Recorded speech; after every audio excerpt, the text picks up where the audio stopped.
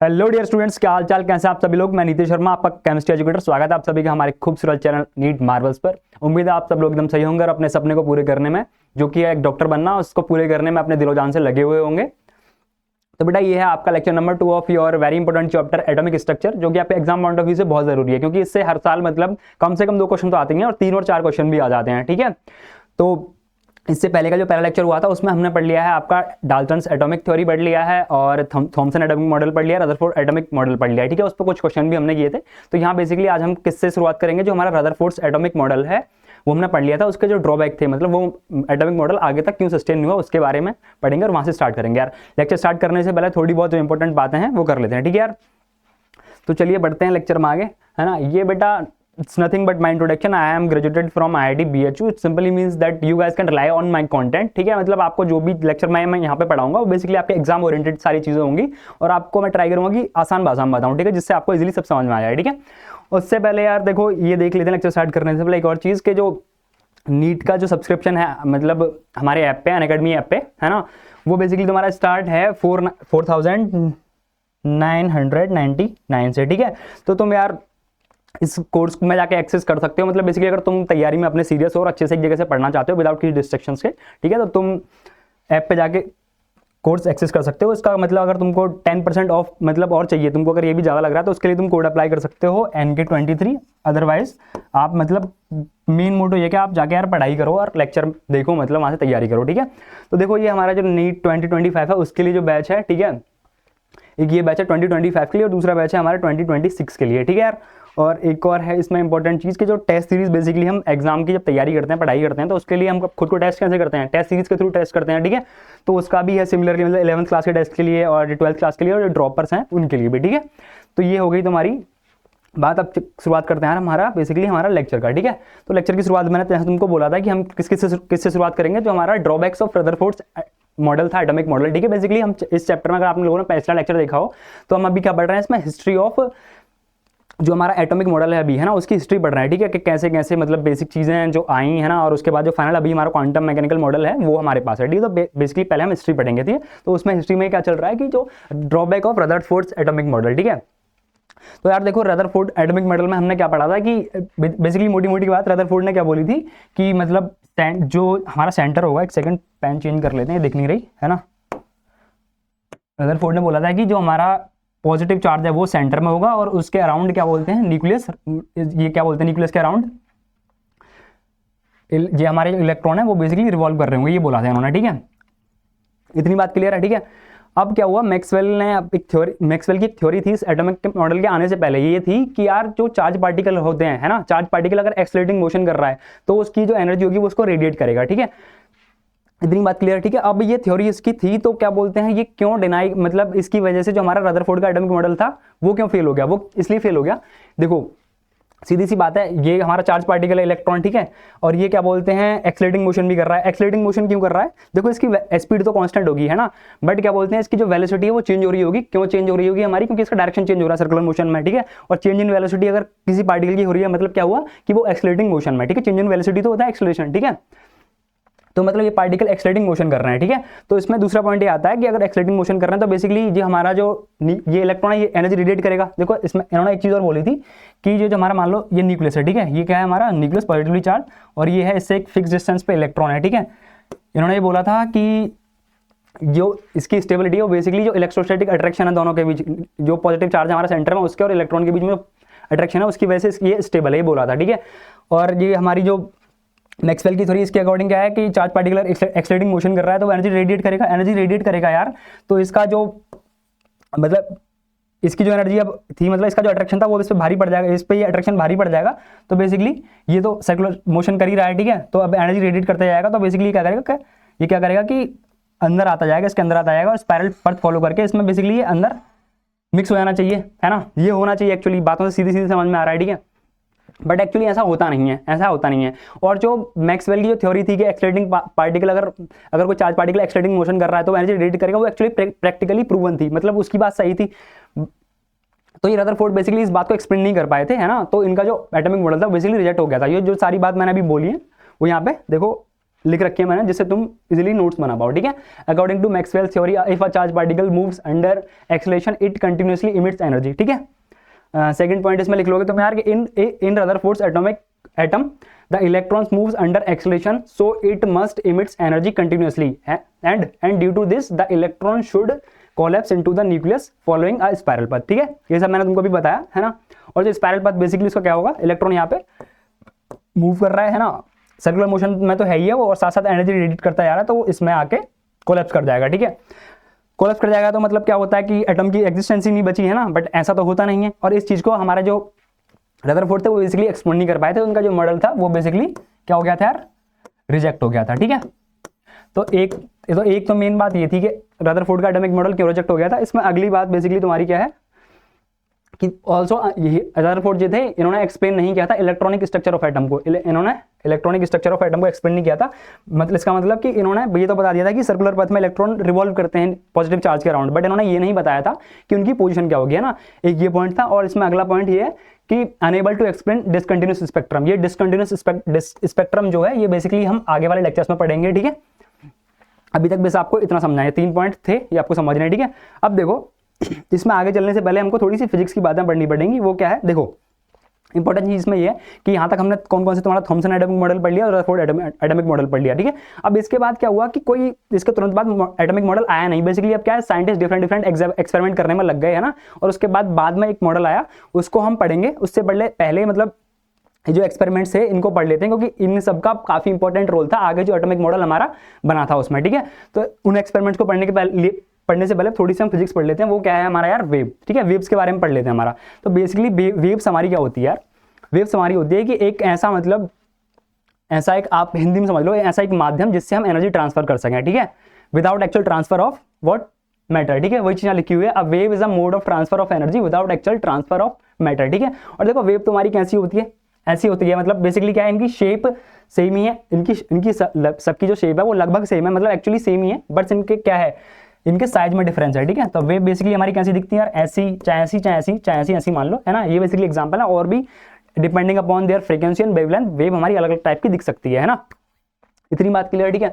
अब हम wave clear हो गया तुमको, बेसिकली क्या है, मोड ऑफ हमारा ट्रांसफर ऑफ एनर्जी है विदाउट एक्चुअल ट्रांसफर ऑफ मतलब मैटर, ठीक है। इतनी बात क्लियर, ठीक है। अब देखो इसमें हम क्या पढ़ेंगे यार आगे, प्रॉपर्टी ऑफ क्या, characteristic of wave. Characteristic of wave पढ़ने की हमको जरूरत क्या है, देखो अगर हमको किसी चीज़ का कैरेक्टरिस्टिक पता होता है तो बेसिकली हम उन दो चीज़ों को, मतलब एक चीज़ का कैरेक्टरिस्टिक पता है हमको, इसका भी पता है, तो हम उन दोनों चीज़ों को डिफरेंशिएट कर पाते हैं ना। तो एक वेव को दूसरे से डिफरेंशिएट करने के लिए उसके हमको कैरेक्टरिस्टिक पढ़ने की जरूरत पड़ती है, ठीक है। तो कैरेक्टरिस्टिक ऑफ वेव में पहला कैरेक्टरिस्टिक ऑफ वेव है यार हमारा कि वेव लेंथ, है ना। The length of one complete wave form और the distance between two successive crest और ट्रफ, ठीक है। इसका मतलब क्या है, लेट्स सपोज ये है तुम्हारे पास एक वेव है, ठीक है, जो हमने बहुत सारी वेव देखी थी उनमें से एक वेव का एग्जांपल ले लिया है ना। तुम इसको ऐसे समझो कि देखो ये पहले जो इसका जो मैक्सिमम होते हैं इनको हम बोलते हैं क्रेस्ट, है ना, क्रेस्ट बोलते हैं इनको हम, है ना। सिमिलरली ये भी एक क्रेस्ट है ना।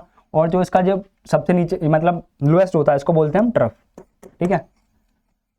जो पीछे तुमने ये दोनों चीज पढ़ी हैं, इसका मतलब बेसिकली के the length of one complete wave form और the distance between two successive crest और ट्रफ, है ना, ये होती है वेव लेंथ। तो देखो दो कंसेक्यूटिव क्रेस्ट मतलब दो लगातार मैक्सिमम, इनके बीच की डिस्टेंस को हम क्या बोलते हैं, लैम्डा। वेवलेंथ को बेसिकली हम किससे डिनोट करते हैं, लैम्डा से, ठीक है। तो ये हो गई तुम्हारी वेवलेंथ, ठीक है। या फिर दो कंटिन्यूअस ट्रफ, ठीक है, मान लो अब यहाँ पे ऐसे आएगा, है ना, इसके बाद तो इन दोनों के बीच की डिस्टेंस को भी हम लैम्डा बोलेंगे, है ना। और दूसरी चीज है कंप्लीट वेव फॉर्म का मतलब क्या हुआ कि लेट्स सपोज तुम यहाँ पे यार कोई डिस्टेंस एक पॉइंट ले लो, ठीक है, एक पॉइंट ले लो, है ना। अब तुम इसके मतलब अलोंग चलते रहो वेव के, है ना।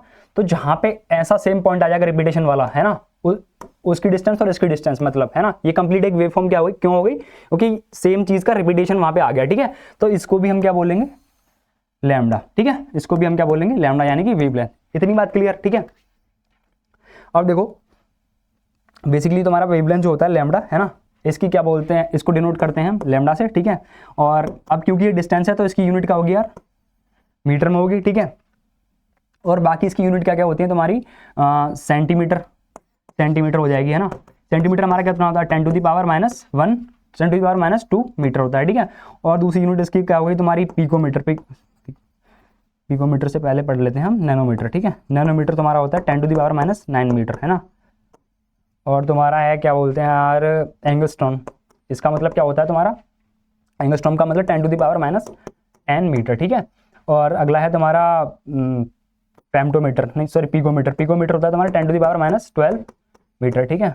और फेम्टोमीटर का मतलब होता है तुम्हारा 10⁻15 मीटर। ये सब चीज़ें मैं तुमको इसलिए बता रहा हूँ क्योंकि जब तुम क्वेश्चन में यूज़ करोगे तो क्वेश्चन में कई जगह मतलब जो वेवलेंथ की यूनिट है वो इन यूनिट्स में भी दे सकती है, ठीक है। तो ये जानना इसलिए तुम्हारा बहुत ज़रूरी है, ठीक है। तो वेवलेंथ की बात तुमको समझ में आ गई क्लियर, ठीक है। और बाकी के आगे के कैरेक्टरिस्टिक हम पढ़ते हैं, ठीक है। अब देखो अगला कैरेक्टरिस्टिक है तुम्हारा कि the number of wave forms और the oscillation made by the wave in 1 second, ठीक है। अब ये लैंग्वेज जो लिखी है इसको रहने दो, मैं तुमको समझाता हूँ। देखो हिंदी में, लेट सपोज ये एक वेव है, ठीक है। इसको मिटा देते हैं थोड़ी देर के लिए। ये वेव है तुम्हारी ओरिजिनल वाली, ठीक है। यहाँ पे तुम एक पॉइंट पकड़ लो, है ना, यहाँ पे तुम एक पॉइंट पकड़ लो, है ना। अब एक सेकंड में इस पॉइंट से कितनी कंप्लीट वेव फॉर्म, एक ऐसे समझ लो ये एक कंप्लीट वेव फॉर्म होगी ना तुम्हारी, क्योंकि रिपीटिशन हो रहा है यहाँ से, है ना। तो इस पॉइंट से एक सेकंड में कितनी ऐसी वेव फॉर्म्स निकल जाएंगी, उसको हम क्या बोलते हैं तुम्हारा फ्रीक्वेंसी, ठीक है। उसको क्या बोलते हैं हम फ्रीक्वेंसी। अब देखो इसमें लिख लेते हैं, और देखो इसको डिनोट करते हैं हम किससे, इससे न्यू से, है ना। इसको बोलते हैं हम NEU, ठीक है। और इसकी यूनिट क्या होती है तुम्हारी बेसिकली पर सेकंड। एक सेकंड में कितनी क्या बोलते हैं साइकिल उस पर्टिकुलर पॉइंट से निकल जाएंगे, ठीक है। इतनी बात समझ में आई, ठीक है। और देखो और इसकी यूनिट क्या होती है यार, हर्ज, ठीक है। और 1 पर सेकंड बराबर तुम्हारा क्या होता है 1 हर्ज के बराबर होता है, ठीक है। ये बेसिकली फ्रीक्वेंसी की क्या है SI यूनिट, हर्ज, ठीक है। क्लियर यार, आ गई ना फ्रीक्वेंसी समझ में, ठीक है।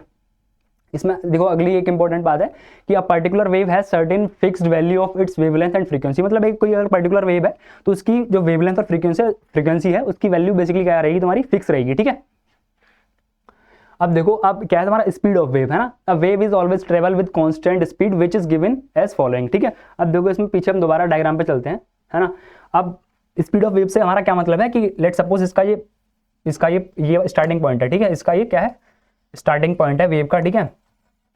तो ये जो स्टार्टिंग पॉइंट है उसका, ठीक है, ये किस रेट से हमारा डिस्टेंस ट्रेवल कर रहा होगा वो क्या होगी हमारी वेव की स्पीड, ठीक है। वेव की स्पीड है ना, ये स्टार्टिंग पॉइंट ये किस रेट से डिस्टेंस ट्रेवल कर रहा होगा, ठीक है। हम वेव की बात नहीं कर रहे हैं, हम वेव का जो स्टार्टिंग पॉइंट है इसकी मतलब कितनी डिस्टेंस वेव कवर कर रही होगी, ठीक है। इसको हम ऐसे समझेंगे, ठीक है। और देखो इसको कैलकुलेट कैसे करते हैं हम, बेसिकली इसको कैलकुलेट करते हैं हम, स्पीड ऑफ वेव जो है वो हमारी क्या होती है lambda into frequency of wave, ठीक है। अब देखो इसकी यूनिट क्या होती है हमारी मीटर, है ना।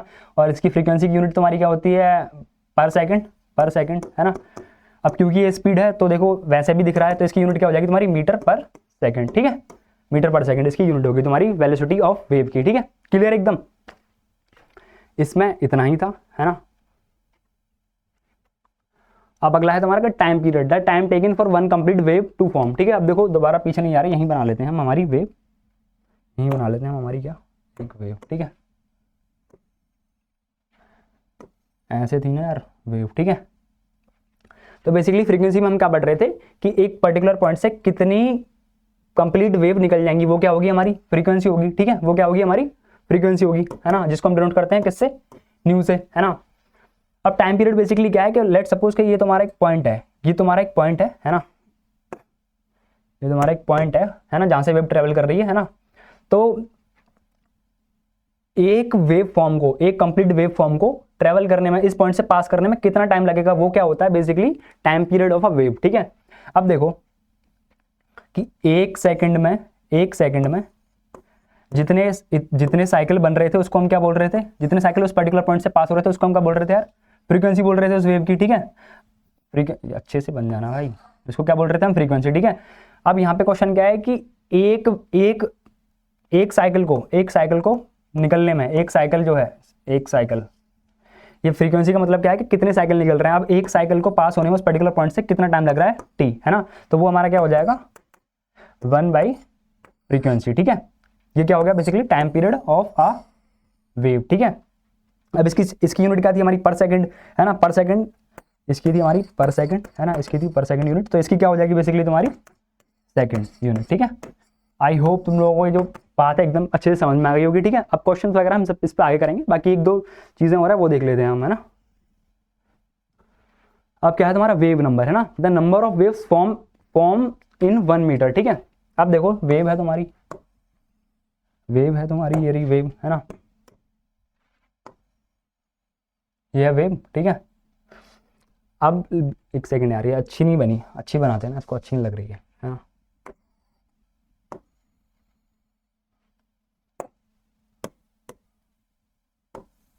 ये है तुम्हारी बेसिकली एक वेव मान लो, ठीक है। अब देखो लैम्डा हमारा बेसिकली क्या था, लैम्डा हमारा जो वेवलेंथ थी, है ना, वो बेसिकली हमारी क्या थी कि एक वेव फॉर्म की डिस्टेंस, ठीक है। अब हमारा बेसिकली वेव नंबर हमारा क्या है कि 1 मीटर में कितनी हमारी कंप्लीट वेव फॉर्म्स, कितने कंप्लीट साइकिल उसके बनेंगे, है ना। तो देखो लैम्डा मीटर में जो हमारा लैम्डा मीटर डिस्टेंस है ना, उसमें कितने साइकिल, एक साइकिल, है ना। अब हमारा हमको निकालना वेव नंबर मतलब 1 मीटर में कितने साइकिल, है ना। तो कितने हो जाएगी हमारे 1/λ मीटर इंटू 1 मीटर, ठीक है।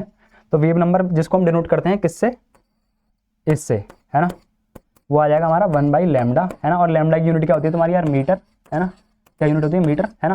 तो वेव नंबर की यूनिट क्या होगी तुम्हारी, पर मीटर, ठीक है, पर मीटर। इतनी बात क्लियर है ना। तो ये बेसिकली हमारा था यार कैरेक्टरिस्टिक्स ऑफ वेव्स के बारे में, ठीक है। इसकी जरूरत हमको क्यों पड़ती है तो हम आगे सब देखेंगे, ठीक है।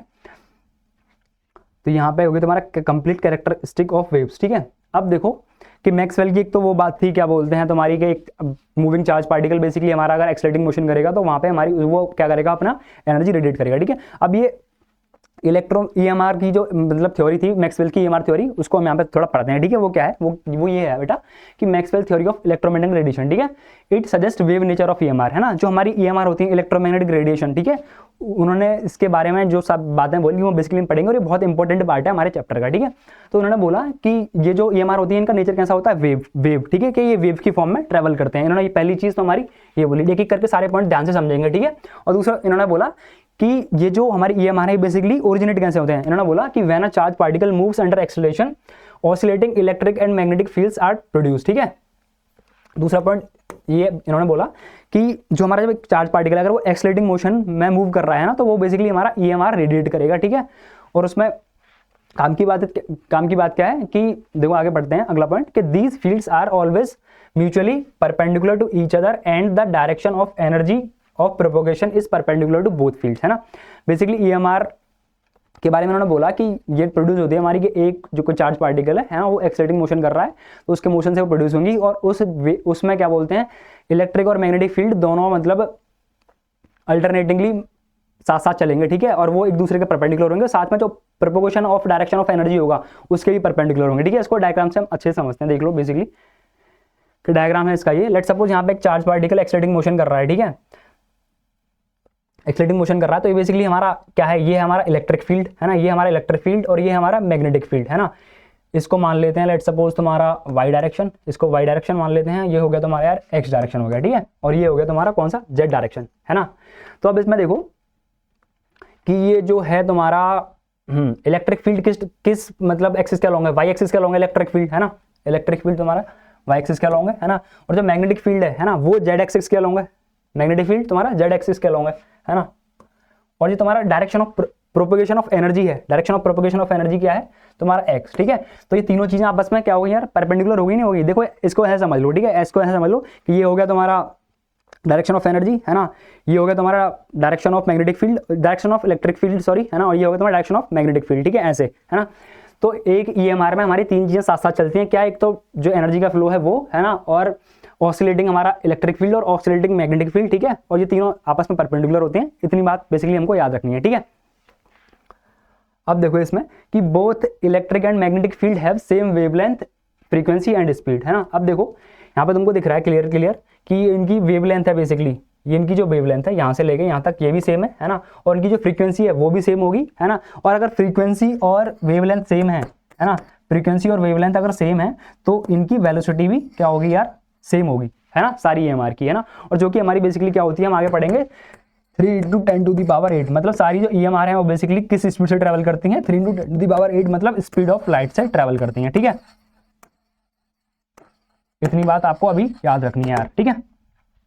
आगे हम पढ़ेंगे यार कि an EMR does not need medium to travel, means can travel in vacuum also, है ना। अब वैक्यूम का मतलब क्या होता है, बच्चे जानते हैं कि वैक्यूम मतलब ऐसी जगह क्या बोलते हैं जहाँ पे एयर नहीं होती है ना, ऐसा नहीं होता। वैक्यूम मतलब ऐसी जगह जहाँ पे कुछ नहीं होता है ना, सिर्फ एयर नहीं मतलब सॉलिड वर्ड कुछ नहीं, ऐसी एकदम खाली जगह, उसको बोलते हैं हम वैक्यूम, ठीक है। तो वहाँ से भी EMR ट्रैवल कर सकती है ना। अब बहुत सारी वेव्स होती हैं जिनको मीडियम चाहिए होता है ट्रैवल करने के लिए, जैसे वाटर वेव हो गई हमारी, है ना, या फिर साउंड वेव हो गई, इनको ट्रैवल करने के लिए क्या चाहिए होता है, मीडियम चाहिए होता है। बट EMR जो होती है हमारी इलेक्ट्रोमैग्नेटिक रेडिएशन, उसको ट्रैवल करने के लिए कोई भी मीडियम की जरूरत नहीं पड़ती है, ठीक है। इसमें अगला पॉइंट है all EMR travel with same speed which is 3 × 10⁸, है ना, 3 × 10⁸। अभी हम पीछे पढ़ के आए थे कि वेलोसिटी क्या होती है हमारी एक किसी वेव की, लैम्डा इंटू म्यू, ठीक है। तो इसकी वेलोसिटी क्या हो जाएगी हमारी EMR की, जो चीज़ अपने अभी पढ़ी 3 × 10⁸, और ये होगी हमारी फ्रीक्वेंसी, ये होगी वेवलेंथ, और ये होगी हमारी फ्रीक्वेंसी, ठीक है। तो ऐसे हम अगर हमको कोई EMR उसकी वेलोसिटी दे रखी है और फ्रीक्वेंसी दे रखी है, लैम्डा पूछ रहा है तो हम इस फॉर्मूले से निकाल लेंगे। मतलब दो चीज़ें दे रखी हैं, कोई चीज़ हम पूछ रहा है तो हम इस फॉर्मूले से बेसिकली निकाल लेंगे, ठीक है। इतना हमको बेसिकली याद रखना है, ठीक है। और इसमें एक और है कि वेलोसिटी बेसिकली हमारी क्या हो जाएगी कि लैम्डा इंटू म्यू, ये हो गया, है ना। बस तुमको अभी के लिए यही याद रखना है, ठीक है। एक बस ये इतना ही फॉर्मूला, ठीक है। अब देखो इसमें आगे चीज क्या है कि there are many type of EMR which are categorised by their frequency and when all EMR are arranged in order of their wavelength then electromagnetic spectrum is obtained which is following, ठीक है। जो कि क्या है, electromagnetic spectrum basically हमारा क्या है कि जब हम सारी EMRs को उनके मतलब वेवलेंथ के इंक्रीजिंग या डिक्रीजिंग वेवलेंथ के जब उसमें लगाते हैं ऑर्डर में, तो जो हमारा बनता है मतलब जो ग्राफ, ठीक है, उसको हम बोलते हैं हमारा इलेक्ट्रोमैग्नेटिक स्पेक्ट्रम, ठीक है। तो देखो इसमें गौर से देखेंगे हमारा कि ये जो रीजन है इसको हम बोलते हैं यार विजिबल रीजन, ठीक है। विजिबल रीजन जो बेसिकली हमारी EMR हमको विजिबल है, दिखती है, ठीक है। और इसको बोला जाता है हमारा इतने एरिया को हमारा बेसिकली क्या, लाइट, ठीक है, लाइट, है ना। बाकी तुम यहाँ पे इसको एक बार अच्छे से देख लेना कि मतलब किस फ्रीक्वेंसी रेंज में हमारा वेव, कौन सी वेव आती है, ठीक है। अब देखो इधर जैसे जैसे हम बढ़ रहे हैं, जैसे जैसे इधर बढ़ रहे हैं हम, वैसे वैसे फ्रीक्वेंसी घट रही है, और जैसे जैसे हम इधर बढ़ रहे हैं वैसे वैसे क्या हो रहा है, हमारा वेवलेंथ बढ़ रही है, ठीक है। मतलब सीधी सी बात है। ये देखो तुम्हारा वेलोसिटी हमारा क्या है, लैम्डा इंटू म्यू, है ना। तो ये बेसिकली दोनों चीजें एक दूसरे के इन्वर्सली प्रोपोर्शनल हैं, ठीक है। Velocity by lambda equal to तुम्हारा क्या हो गया, फ्रीक्वेंसी, ठीक है। तो ये दोनों चीजें एक दूसरे के इन्वर्सली प्रोपोर्शनल है, मतलब अगर लैम्डा बढ़ेगा तो फ्रीक्वेंसी घटेगी, अगर फ्रीक्वेंसी बढ़ेगी तो लैम्डा घटेगा बेसिकली, ठीक है। इतनी चीजें हमको इसमें याद रखनी है, और बाकी तुम्हारा एक फॉर्मूला जो वेलोसिटी वाला ये याद रखना है तुमको, ठीक है। अब देखो यार इस पर देख लेते हैं बेसिकली तुम्हारे क्या क्वेश्चन हैं, ठीक है। कि radio city broadcast on a frequency of 1240 kHz, what is the wavelength of EMR emitted by the transmitter, ठीक है। अब देखो पहली बात ये EMR है, ठीक है। तो इसकी जो वेलोसिटी होगी, है ना, वो क्या होगी हमारी 3 × 10⁸ होगी, 3 × 10⁸ होगी, है ना। और हमको फॉर्मूला मालूम है कि वेलोसिटी इक्वल टू क्या होता है EMR की, किसी भी वेव की लैम्डा इंटू म्यू होता है, ठीक है। ये भी हमको पता है, लैम्डा फ्रीक्वेंसी इतने दे रखी है, लैम्डा पूछ रहा है, ठीक है। तो ये क्या हो जाएगा 3 × 10⁸ why this is happening, v equal to तुम्हारा क्या पढ़ा था हमने, लैम्डा इंटू म्यू, ठीक है। तो ये 3 × 10⁸ दे रखा है तुमको यार, 3 × 10⁸ दे रखा है। और ये हो गया तुम्हारा लैम्डा हमको बेसिकली कैलकुलेट करना है, और फ्रीक्वेंसी होगी तुम्हारी 1240, है ना, किलो मतलब 10⁻3, ठीक है। यहाँ से तुम लैम्डा कैलकुलेट कर लोगे यार, 3 × 10⁸ डिवाइडेड बाई 1240 × 10⁻3, ठीक है। इसको आगे कैलकुलेट तुम कर लेना बेसिक, ये तो फर्स्ट क्लास वाली कैलकुलेशन है, ठीक है। ये क्या आ जाएगा तुम्हारा फिर यहाँ पे आंसर, ठीक है। इसकी तो जरूरत नहीं है ना यार कैलकुलेट करने की, मेरा काम है तुमको कॉन्सेप्ट समझाना, ठीक है। बेसिक कैलकुलेशन तुम कर लेना, ठीक है। अब देखो इसमें अगला क्वेश्चन है हमारा कि calculate frequency of an EMR having wave number 5, ठीक है। Having wave number 5, wave number 5 है मतलब उसका 1/λ क्या है तुम्हारा, उसका 5 है, ठीक है। तो 1/λ 5 है, तो लैम्डा कितना हो जाएगा हमारा 1/5 हो जाएगा, है ना, 1/5 हो जाएगा। और पूछा क्या है इसने फ्रीक्वेंसी पूछी है ना। और वेलोसिटी हमको पता है कितनी होती है 3 × 10⁸, ठीक है। तो रख देंगे फॉर्मूले में हमारा क्या हो जाएगा 3 × 10⁸ c इक्वल टू लैम्डा जो कि हमारा 1/5 है और इंटू म्यू, ठीक है। तो तुम्हारा म्यू क्या, ये सॉरी गलत बना दिया ना ये, है ना। ये म्यू क्या आ जाएगा तुम्हारा 15 × 10⁸, ठीक है, या फिर 1.5 × 10⁹, है ना, हर्ज में आएगा ना ये, है ना, या फिर पर सेकंड कर लो, ठीक है। अब इसमें अगला क्वेश्चन हम देखेंगे। अगला क्वेश्चन क्या, 2 ही क्वेश्चन थे इसमें आज के लेक्चर में आना, ठीक है। तो guys this is all about today's lecture, ठीक है। अगले लेक्चर में हम बेसिकली काफ़ी इंपॉर्टेंट चीज़ें पढ़ने वाले हैं। हम पढ़ेंगे प्लंक्स क्वांटम थ्योरी वगैरह, ठीक है, जो मतलब दूसरा नेचर था वेव का, जिसमें पार्टिकल लाइक नेचर वेव का है, ठीक है। तब तक के लिए यार आप लोग ध्यान से मतलब पढ़ते रहो, अच्छे से क्वेश्चन प्रैक्टिस करो, जिससे कि तुम मतलब एग्जाम में अच्छा परफॉर्म कर पाओ, ठीक है यार। तो वो सारी चीज़ें हैं, ठीक है। फिर मिलते हैं अगले लेक्चर में यार, ठीक है। Bye bye.